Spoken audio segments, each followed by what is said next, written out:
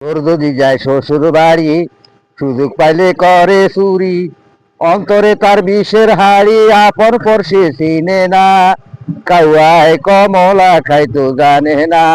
প্রিয় দর্শক, একটা কাককে যদি আপনি একটা কমলা দেন, সে সারাদিন ধরে শুধু শোক করে মারবে, কিন্তু রসের লাগল সে পাবে না।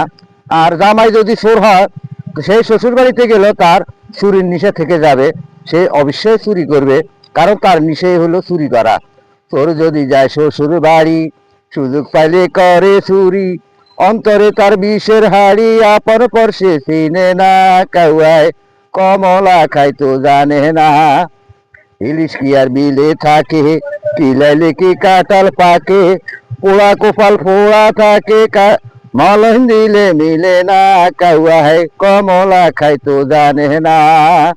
চোর যদি যায় শ্বশুর বাড়ি, সুযোগ পাইলে করে চুরি, অন্তরে তার বিষের হাড়ি, আপন পর সে চিনে না, কাউয়ায় কমলা খাইতো জানে না।